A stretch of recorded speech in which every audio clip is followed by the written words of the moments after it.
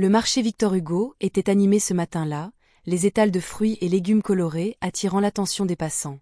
Je déambulais parmi les vendeurs, cherchant à m'imprégner de cette ambiance vibrante, à m'intégrer dans cette nouvelle vie que j'avais choisie. Les odeurs de pain frais et de fromage faisaient écho à mes souvenirs d'enfance, mais une ombre persistait dans mon esprit.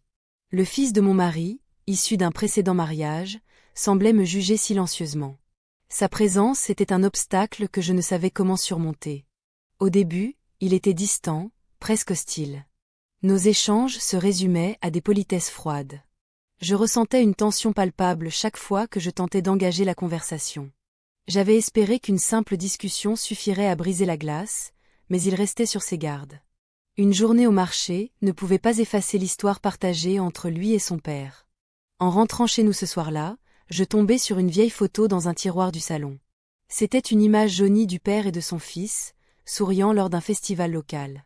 Cette photo réveilla en moi des souvenirs troublants de ma propre vie.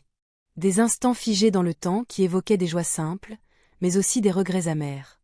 J'avais toujours pensé que la famille était un refuge, mais ici, elle me semblait être un labyrinthe. Je décidai d'aborder le sujet avec lui lors du dîner. « C'est beau de voir une famille si unie », dis-je en essayant de capter son attention. Il leva les yeux vers moi, surpris par ma tentative d'ouverture. Mais sa réponse fut brève et évasive, « Oui, c'est ce qu'on essaie de faire. » La conversation s'éteignit aussi vite qu'elle avait commencé.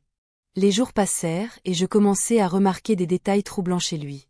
À chaque fois que je parlais de son père, il détournait le regard ou changeait rapidement de sujet. Une nuit sombre s'installait entre nous deux, une nuit où les secrets semblaient s'épaissir comme le brouillard au bord de la Garonne. Un soir, alors que je rangeais quelques affaires dans le bureau du père, je découvris un document caché sous un tas de papiers. Un rapport médical mentionnant des problèmes de santé graves qu'il avait cachés à sa famille. Mon cœur se serra alors que je réalisais l'ampleur du mensonge qui pesait sur cette maison. Pourquoi avait-il choisi de dissimuler cela? Était-ce par fierté ou par peur? Cette découverte me plongea dans un tourbillon d'émotions contradictoires. Je voulais comprendre son fils et l'aider à faire face à cette réalité difficile, mais comment aborder le sujet sans éveiller ses soupçons? Je sentais déjà la méfiance entre nous grandir comme une ombre menaçante. Mes pensées étaient interrompues par le bruit d'une porte qui s'ouvrait brusquement derrière moi. Le fils entra dans la pièce, ses yeux scrutant les documents étalés sur le bureau. Je fermai rapidement le tiroir où j'avais trouvé le rapport médical. « Qu'est-ce que tu fais ici ?» demanda-t-il avec une froideur inattendue. Je pris une profonde inspiration avant de répondre, juste en train d'organiser quelques affaires. Son regard perçant ne trahissait rien, mais je sentis qu'il savait plus qu'il ne voulait bien l'admettre. La tension entre nous était devenue insupportable, et j'étais consciente que quelque chose devait changer avant que tout ne bascule définitivement dans l'inconnu obscur qui nous entourait tous les deux. Je me tenais là, au bord de la Garonne, les lumières de Toulouse se reflétant dans l'eau sombre. La nuit avait enveloppé la ville d'un voile mystérieux, et je ne pouvais m'empêcher de penser aux secrets qui nous entouraient. Le beau-fils était toujours distant, mais je ne perdais pas espoir. Je voulais établir un lien, une connexion qui pourrait alléger la tension palpable entre nous. Le lendemain matin, je décidai de préparer un repas pour toute la famille. C'était un geste simple, mais j'espérais qu'il montrerait ma volonté de m'intégrer. Je me rendis au marché Victor Hugo, où les étals regorgeaient de produits frais et colorés. Les cris des marchands se mêlaient aux rires des clients. J'achetai des tomates juteuses et du basilic parfumé, pensant à une recette que son père aimait tant. De retour à la maison, je me mis à cuisiner avec soin. Les arômes envahirent la cuisine et je sentis une vague d'espoir. Peut-être que ce repas pourrait briser la glace entre le beau-fils et moi. Alors que je préparais le plat principal, il entra dans la cuisine sans un mot. Son regard se posa sur moi, puis sur les ingrédients éparpillés sur le comptoir. « Qu'est-ce que tu prépares » demanda-t-il finalement. « Juste un plat que son père adorait » répondis-je en essayant de sourire. Il hocha la tête, visiblement peu intéressé. La distance entre nous semblait insurmontable. Mais plus tard dans la soirée, lorsque toute la famille se réunit autour de la table, quelque chose changea. L'ambiance était tendue au début, chacun s'efforçant d'éviter les sujets délicats. Je pris une profonde inspiration avant d'évoquer une blague familiale qui avait toujours fait rire son père. À ma grande surprise, le beau-fils esquissa un sourire nostalgique. « Tu te souviens quand il a essayé de faire cuire des pâtes ?» dit-il en riant doucement. Ce moment brisa une partie du mur qui nous séparait. Nous échangions des souvenirs pendant le repas, et peu à peu, il commença à s'ouvrir à moi. Il partagea des anecdotes sur son enfance et ses rêves oubliés, révélant une vulnérabilité que je n'avais jamais soupçonnée chez lui. À mesure que la soirée avançait et que le vin circulait, l'atmosphère devint plus légère. Nous parlions presque comme deux complices partageant un secret inavouable. Je pouvais sentir l'hésitation s'évanouir lentement entre nous. Puis vint ce moment inattendu sous un ciel étoilé, alors que nous étions assis sur le balcon après le dîner. La vue sur Toulouse était magnifique. Les lumières scintillantes semblaient danser dans l'obscurité. Il tourna son visage vers moi avec une intensité nouvelle. « Je n'aurais jamais cru qu'on pourrait parler comme ça, » murmura-t-il. Sans réfléchir davantage, je me penchai vers lui et nos lèvres se rencontrèrent brièvement dans un échange chargé d'émotions non dites. Ce baiser fut à la fois doux et troublant, il marquait le début d'une complicité inattendue entre nous deux. Après ce moment partagé, il retira sa main rapidement comme si cela l'effrayait autant que cela m'enivrait. Je restai là, confuse par mes propres sentiments, mais aussi par cette connexion soudaine qui semblait avoir émergé du néant. Les jours suivants furent marqués par cette tension nouvelle entre nous deux. Nous continuions nos échanges tout en gardant nos distances devant les autres membres de la famille. Chaque regard échangé était chargé de sens. Chaque sourire devenait un secret partagé. Cependant, cette situation ne pouvait pas durer éternellement sans conséquence. Une nuit où je pensais être seule avec mes pensées tumultueuses sur notre relation naissante, j'entendis frapper à ma porte avec insistance. C'était lui encore une fois, mais cette fois-ci, son expression était grave et déterminée. « Nous devons parler », dit-il simplement en entrant dans ma chambre sombre sans attendre ma réponse. Je savais au fond de moi que cette conversation changerait tout pour nous deux et pour notre famille tout entière. Je me tenais là, figée, tandis qu'il refermait la porte derrière lui. Le silence dans la pièce était pesant, une tension palpable flottait dans l'air. Je ne savais pas par où commencer.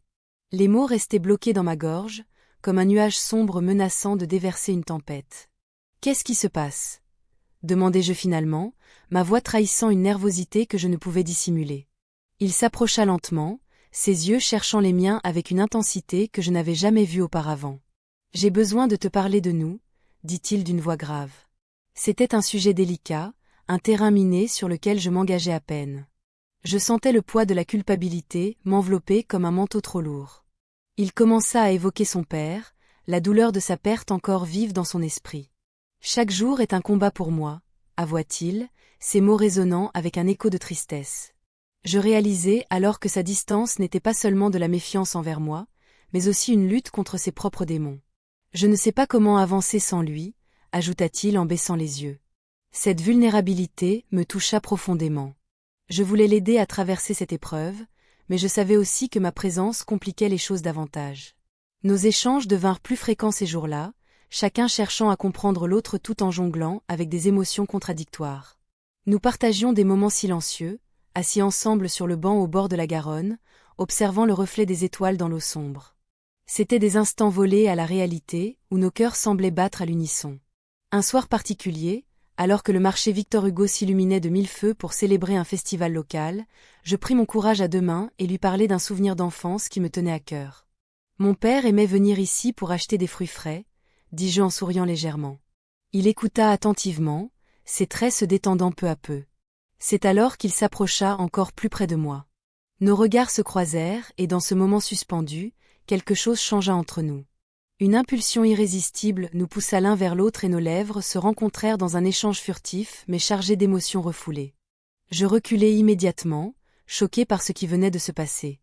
La culpabilité m'envahit instantanément.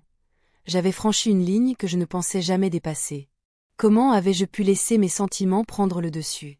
La complexité de notre situation pesait lourdement sur mes épaules. « Qu'est-ce qu'on fait maintenant » murmurai-je en évitant son regard. « Je ne sais pas » répondit-il en fronçant les sourcils, visiblement tourmenté par ce moment partagé. L'incertitude planait autour de nous comme un brouillard épais. Les jours suivants furent marqués par cette tension nouvelle entre nous deux. Chaque regard échangé était chargé d'une signification différente. Chaque sourire cachait une promesse silencieuse que nous n'osions pas verbaliser. Nous étions pris au piège dans un jeu dangereux où nos cœurs étaient les pions sur un échiquier complexe. Je tentais désespérément de trouver un équilibre entre mon rôle de belle-mère et cette relation naissante qui me consumait peu à peu. Les repas familiaux devenaient des épreuves où je jonglais avec mes émotions tout en essayant de maintenir les apparences devant les autres membres de la famille. Un soir, alors que nous étions réunis autour d'une table bien garnie au milieu des rires et des conversations animées, je reçus un regard suspicieux d'un membre éloigné de la famille qui semblait avoir remarqué notre complicité grandissante.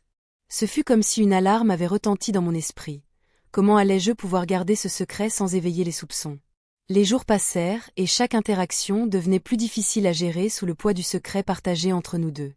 J'avais peur que tout cela finisse par éclater au grand jour et que notre lien fragile soit brisé sous le poids des conséquences inévitables.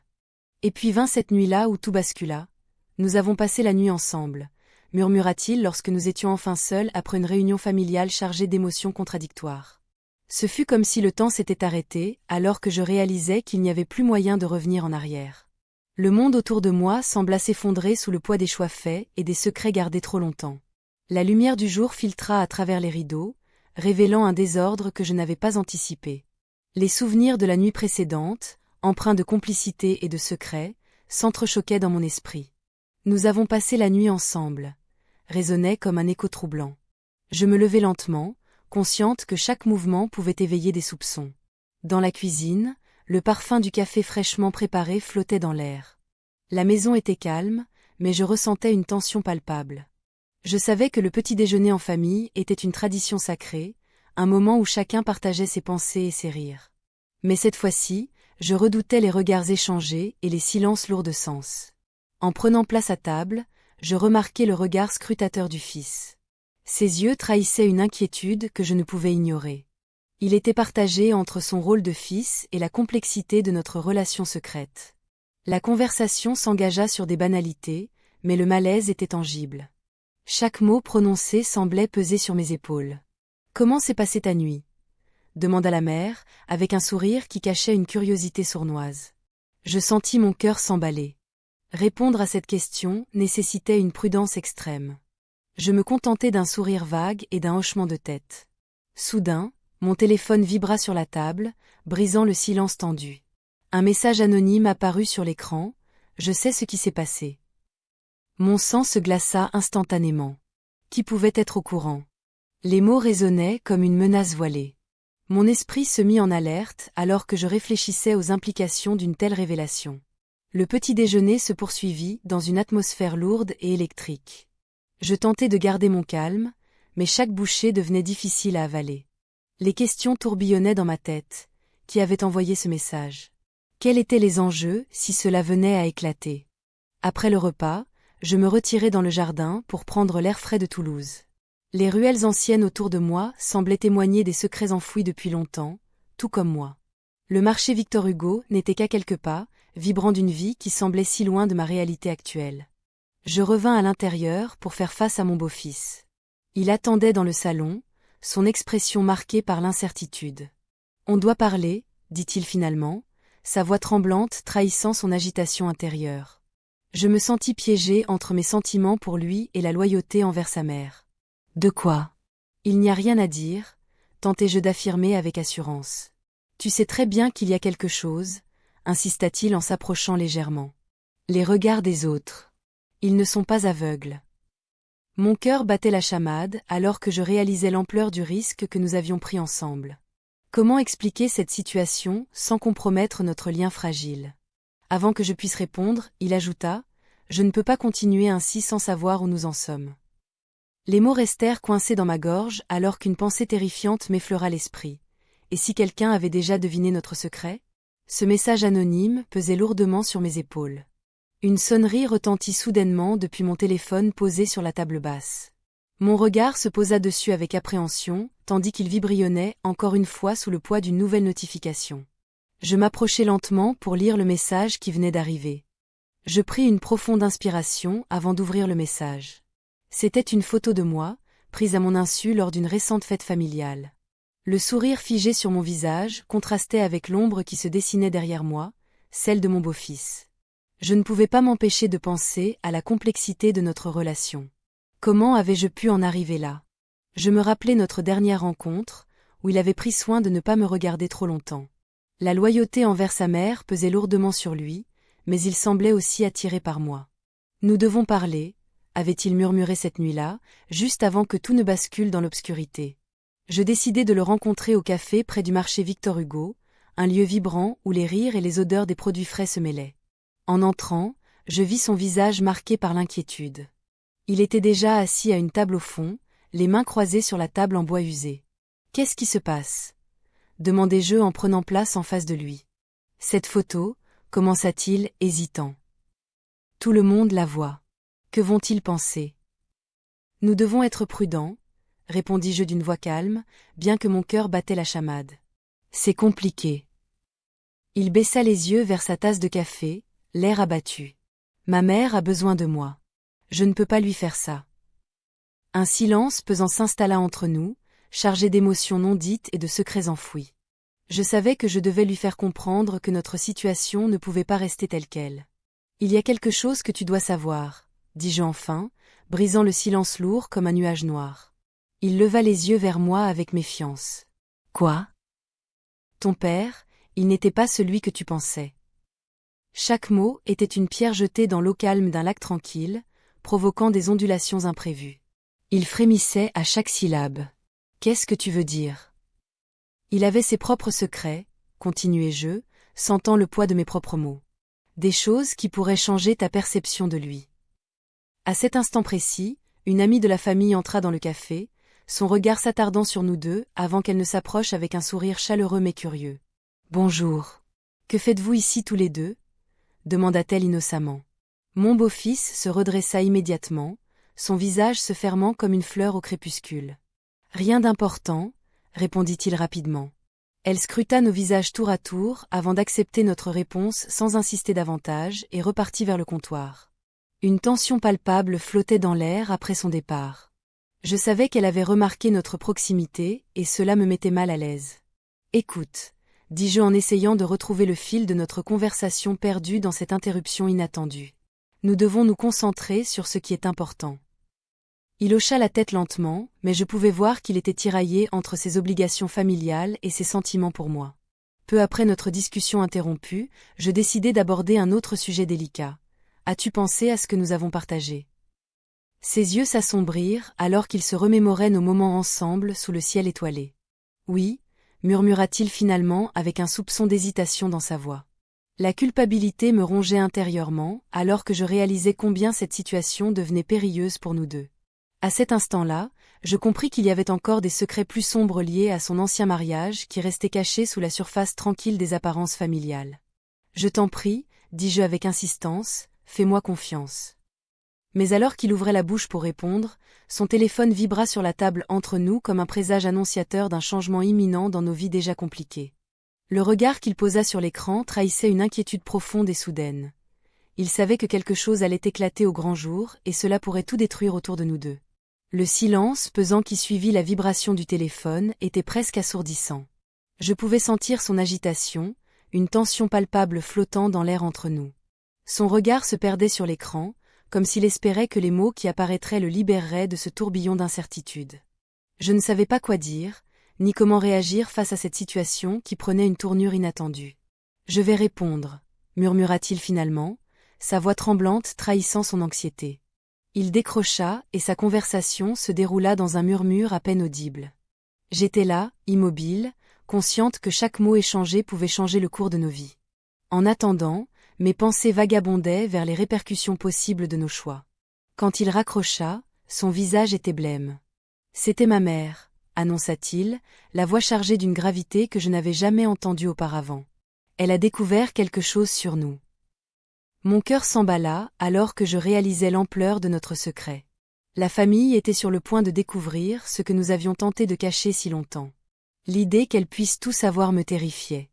Je me levai pour marcher un peu, cherchant à calmer ma nervosité dans cette pièce devenue trop étroite. « Qu'est-ce qu'elle sait exactement » demandai-je finalement, la voix à peine audible.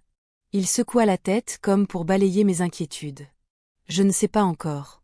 Mais elle a des soupçons. » Ses yeux cherchaient les miens avec une intensité désespérée. « Nous devons être prudents. » La tension monta d'un cran lorsque je réalisai qu'il n'y avait plus d'échappatoire possible. Les murs semblaient se refermer autour de moi, chaque minute qui passait amplifiant mon angoisse face à la situation inextricable dans laquelle nous étions plongés. Le lendemain matin, alors que je tentais de reprendre un semblant de normalité en préparant le petit déjeuner, l'atmosphère était lourde de non-dits et d'appréhension. La table était dressée comme si rien n'était arrivé, mais chaque geste me semblait chargé d'une signification cachée. La famille se rassembla lentement autour de la table. Les échanges étaient polis mais froids, chacun feignant l'indifférence face à ce qui se tramait sous la surface. Je me sentais observée, comme si chaque regard pesait sur moi avec suspicion. « Tu as entendu parler du festival ce week-end » demanda quelqu'un pour briser le silence tendu. Je hochai la tête sans vraiment écouter. Mon esprit était ailleurs, préoccupé par les conséquences potentielles des révélations imminentes. Soudain, un membre de la famille se tourna vers moi avec une intensité déconcertante. « Tu sembles nerveuse aujourd'hui » dit-il avec un sourire qui ne parvenait pas à masquer son regard perçant. Je sentis mon cœur s'accélérer alors que je cherchais une réponse appropriée, mais aucune ne venait à l'esprit. Comment pouvais-je expliquer cette anxiété sans dévoiler notre secret ? C'est juste beaucoup à gérer, répondis-je finalement, tentant de masquer ma vulnérabilité derrière un sourire forcé. Le repas continua dans une ambiance tendue, jusqu'à ce qu'un autre appel téléphonique retentisse dans la pièce. Cette fois-ci, c'était mon propre téléphone qui vibrait sur la table. Un message inconnu venait d'arriver et je savais instinctivement qu'il contenait des informations cruciales. Je pris le téléphone en main et ouvris le message avec appréhension. Il est temps de parler des secrets. Ces mots résonnèrent en moi comme un avertissement sinistre. La journée avançait alors que je réalisais que tout autour de moi commençait à s'effondrer sous le poids des vérités non dites et des loyautés mises à l'épreuve. Le festival approchait et avec lui, le risque d'une confrontation inévitable entre mes désirs et les attentes familiales. L'idée que tout puisse être révélé lors de cet événement me terrifiait davantage encore. Il serait impossible d'échapper aux conséquences de nos actions au sein du tumulte festif toulousain, où les rires masquaient souvent des vérités amères. Alors que je contemplais cette réalité sombre devant moi, je compris que chaque choix fait jusqu'ici nous avait conduit vers ce moment décisif où loyauté et trahison allaient s'affronter dans une danse tragique au cœur même de ma nouvelle vie familiale. Le festival battait son plein, les rues de Toulouse résonnant des éclats de rire et des mélodies entraînantes. Les lumières scintillantes des stands de nourriture éclairaient le marché Victor Hugo, où je m'étais perdue dans la foule. Mon cœur battait la chamade, partagé entre l'excitation et l'angoisse. Chaque visage souriant me rappelait la complexité de ma situation, un tableau de joie qui masquait mes propres tourments. Je marchais lentement, observant les couples s'amuser, savourant des plats typiques. La bouillabaisse que j'avais goûtée quelques jours auparavant me revenait en mémoire. Mais aujourd'hui, chaque bouchée semblait amère. Je cherchais à m'intégrer, à devenir une pièce du puzzle familial, mais je me sentais toujours comme une intruse. Le regard des autres pesait sur moi comme un fardeau. Tout à coup, je vis le fils du précédent mariage au loin, riant avec des amis. Il semblait si à l'aise dans cet environnement festif. Mon cœur se serra en pensant à notre relation secrète. La culpabilité m'étreignait alors que je réalisais combien il était difficile de jongler entre mes sentiments et la loyauté envers sa mère. Un groupe d'artistes de rue se produisait près d'un café local. Je m'approchai pour mieux voir, attiré par les sons entraînants d'une guitare et les rires des spectateurs.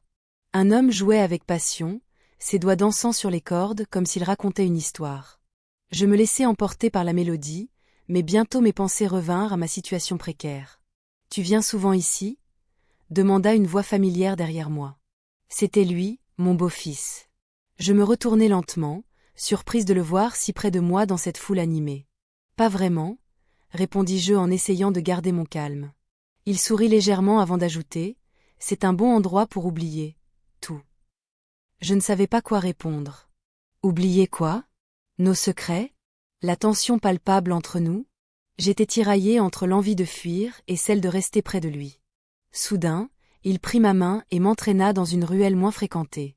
Loin des regards curieux, l'air était chargé d'une tension électrique. « Je ne peux pas continuer à vivre ainsi », murmura-t-il. Les gens commencent à se poser des questions. La peur m'envahit alors que je réalisais que notre secret était sur le point d'être découvert. Nous devons faire attention, dis-je précipitamment. Je sais, répondit-il avec un regard déterminé. Mais je ne peux pas me passer de toi. À cet instant précis, tout semblait possible. Nous étions deux âmes perdues cherchant refuge l'une dans l'autre au milieu du chaos extérieur. Nos lèvres se sont rencontrées brièvement avant qu'une voix familière ne résonne au loin. « Vous êtes où ?» C'était sa mère qui appelait son fils depuis la place principale. Le temps sembla s'arrêter alors que nous réalisions tous deux les conséquences potentielles de notre étreinte inattendue. « Pardon » murmura-t-il avant de s'éloigner rapidement vers elle. Je restai là un moment, figé par la peur et le désir mêlé qui se bousculaient en moi. Chaque minute qui passait rendait notre secret plus fragile encore. Alors que je regagnais le cœur du festival, je sentis une présence derrière moi. C'était une amie proche de la famille qui avait assisté à notre échange furtif. Son regard perçant trahissait son inquiétude alors qu'elle s'approchait lentement. « Tout va bien » demanda-t-elle d'un ton faussement léger. Je fis un effort pour sourire tandis qu'un frisson parcourut mon échine. J'avais conscience que chaque mot prononcé allait désormais être scruté sous un œil critique. Les rires autour semblaient désormais vides et creux, alors que je réalisais que chaque geste pourrait avoir des répercussions dévastatrices sur ma vie et celle du fils du précédent mariage. Le festival continuait autour de moi comme si rien n'était arrivé, mais pour moi, tout avait changé en une fraction de seconde. Ma quête d'identité au sein de cette famille prenait une tournure inattendue et périlleuse que je n'avais jamais anticipée auparavant. Les secrets étaient désormais plus lourds qu'un simple poids sur mes épaules. Ils étaient devenus une ombre menaçante prête à engloutir tout ce que j'avais tenté d'édifier depuis mon arrivée ici. La nuit était tombée sur Toulouse, enveloppant la ville d'un voile d'obscurité. Les lumières des rues dansaient, reflétant une atmosphère de fête, mais au fond de moi, un tumulte grandissait. La façade que j'avais construite se fissurait, menaçant de s'effondrer sous le poids de mes choix. Je me tenais là, près des bords de la Garonne, le murmure de l'eau me rappelant les secrets que je cachais. Le festival battait son plein non loin de là, mais je n'arrivais pas à m'y plonger. Les rires et les chants résonnaient comme une mélodie lointaine, déconnectée de ma réalité. Mon beau-fils, en se faisant passer pour son père cette nuit-là, avait fait naître en moi une confusion insupportable. Alors que je marchais lentement le long des quais, je ne pouvais m'empêcher de repenser à cette soirée où tout avait basculé. Les regards échangés, les gestes furtifs, chaque moment partagé devenait un souvenir chargé d'ambivalence. Je me rappelais encore notre étreinte sous le ciel étoilé. Nous nous sommes embrassés, avais-je pensé alors avec une légèreté trompeuse. Mais maintenant, ce souvenir était teinté d'un goût amer. Les ruelles anciennes de Toulouse semblaient me suivre comme des témoins silencieux de mon désespoir. Je savais que la vérité finirait par éclater et que rien ne serait plus jamais pareil. Je devais faire face aux conséquences de mes actes. Les chuchotements autour de moi devenaient plus insistants. Je percevais les regards scrutateurs des membres de ma nouvelle famille. Un matin, alors que je prenais mon café dans un petit café local du marché Victor Hugo, une amie proche du défunt mari entra avec un sourire lumineux qui ne pouvait cacher sa curiosité. « Comment te sens-tu dans ta nouvelle vie » demanda-t-elle innocemment. Ces mots résonnaient comme une accusation déguisée. « Tout va bien » répondis-je avec une assurance feinte. Mais au fond, je savais qu'il y avait des fissures dans cette façade parfaite que j'essayais désespérément d'entretenir. Les jours passèrent et la tension monta inexorablement au sein du foyer familial. Mon beau-fils semblait distant par moments, puis soudainement affectueux comme s'il oscillait entre deux mondes, celui du fils en quête d'affection et celui du jeune homme troublé par ses propres sentiments pour moi. Un après-midi ensoleillé au marché Victor Hugo, j'ai croisé son regard au milieu des étals colorés. Ce fut un moment suspendu dans le temps, il s'approcha lentement et murmura « Nous devons parler ». Son ton était grave et j'ai senti mon cœur s'accélérer. Nous nous sommes éloignés des foules bruyantes pour nous retrouver dans un coin tranquille du marché où l'odeur des fleurs se mêlait à celle des fruits frais. « C'est trop dangereux », dit-il presque en chuchotant, ses yeux cherchant les miens avec une intensité troublante. « Je sais », répondis-je simplement, consciente que chaque mot pesait lourdement sur nos âmes tourmentées.